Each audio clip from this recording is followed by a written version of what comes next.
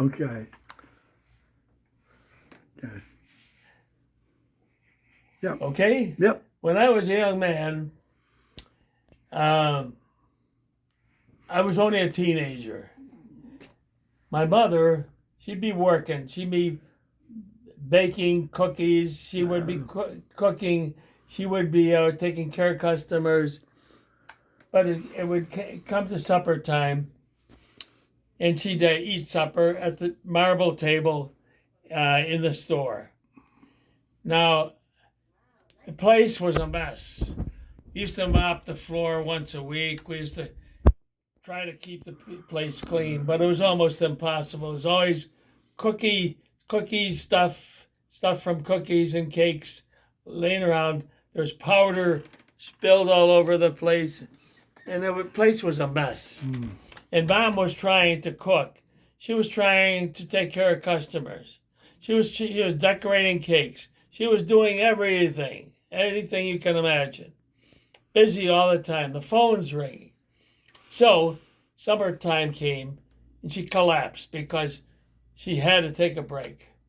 She was in her clothing, which you can imagine. She'd gone through all this. She didn't have time to change. She lucky she had a time, a break to have some supper. But lo and behold, at the marble table, which we all ate at, these two women come in. They're beautiful women, finely dressed, the best attire you can imagine, proper. They come in, they greet themselves. Oh, hello, Josie. Nice to see you. So they come in, and my mother says, "Hey, would you like to have supper with us?" "We'd be delighted," they say. Okay, so they sit down.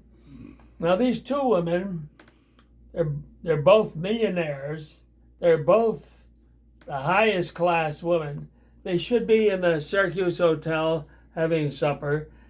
They're in the store, which is a mess. And they say, my mother says, "Well, we're having supper. Would you like to eat with us?" "We'd be delighted, Josie." And they sit down. Now, we were a mess. Us kids, poorly dressed. The stores are in shambles. Busy. And busy as hell. And we're going to have supper. It's two women proper. They sit down. And I don't know what to do because they shamed us. They were so perfect. They're perfect creatures. Now, they have supper with us. They're laughing. They're joking. They're enjoying themselves. They could be at the Syracuse Hotel or in some nightclub. Yeah, They're true. in our store at this table. It's a mess. Flour all over, and cookie crumbs and whatever. No matter. What are they doing there? They loved eating supper with us. That table. I can't understand it. The table was the center of my world. The table was the center of Everybody, life yeah. in the city. I learned everything I ever learned. Everybody who sat at the table, people, homeless people, walking off the street. Exactly. Anybody was welcome. Hobos, drunks, people who had nothing.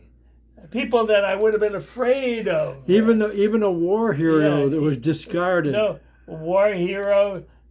Was his family didn't want anything to do with him. He was highly decorated. You need a place to live. The store was empty. Why don't you move into the barber shop? He moved in there. He used to show us his medals. He earned in World War II. His family lived in Syracuse. They wanted nothing to do with him. My mother and my grandmother gave him a place to live and fed him his suppers and dinners. Amazing. How could they took care of everybody? Hobos on the street got off the train. They'd come to the door. My grandmother would open up the store for them, give them the special cookies that we could not touch because they were too expensive. They're giving this hobos a pile of fruit and food and biscuits. Yeah, you know what? We had the best. We had the best of all worlds. Best of all. Right at that table in the store.